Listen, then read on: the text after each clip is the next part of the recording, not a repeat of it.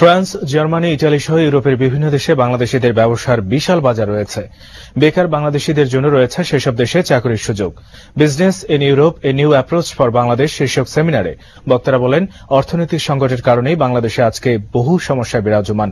দেশ থেকে দারিদ্র্য দূর করতে পারলে স্বপ্ন পূরণ হবে স্বাধীনতা যুদ্ধের। হাসান মাহমুদের রিপোর্ট। দেশে নানা সংকটের মধ্যেও স্বপ্নের পসরা নিয়ে বসেছিল বিবিসি সেমিনার। বাংলাদেশি পণ্য ইউরোপের বাজারে ছড়িয়ে দিতে ব্যাপক উদ্যোগ নিয়েছেন ফ্রান্সের প্রবাসী ব্যবসায়ীরা। এই সময় তারা বলেন, অর্থনৈতিক সংকট দূর করতে পারলে দেশের অনেক সামাজিক সমস্যা মিটে যাবে। এক্সপোর্টে আমেরিকাতে আমরা 5th পজিশনে আছি, বাট ইউরোপে আমরা 2nd লার্জেস্ট।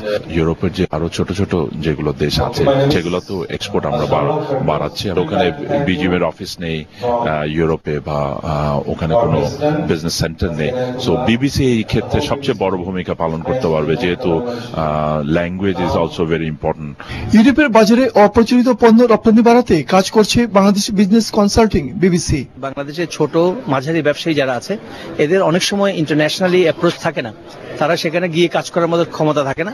অতএব ওনারা যদি আমাদেরকে সেই সার্ভিসটুকু দিতে পারে, ইনফরমেশনগুলো দিতে পারে, তারা ডিসেমিনেট করে, তাহলে আমরা সেটা কাজে লাগাতে পারবো। বাংলাদেশ ব্যবসায়ী ফোরামের সদস্যদের নিয়ে কর্মপরিকল্পনার কথা জানান বিবিসির নির্বাহী পরিচালক। আনকনভেনশনাল এক্সপোর্ট আইটেম আমরা আইডেন্টিফাই করছি এবং সেগুলির ব্যাপারে আমরা ইউরোপে একটা মার্কেট তৈরি করতে পারবো বলে আমরা খুব আশাবাদী। দেশি উদ্যোক্তাদের পণ্য ইউরোপে বাজারজাত করার লক্ষ্যে বিবিসি কাজ করছে বলে জানান এর পরিচালক। Actually, Bangladesh Business Consulting is promoting Bangladesh intends to promote Bangladeshi products through the European markets.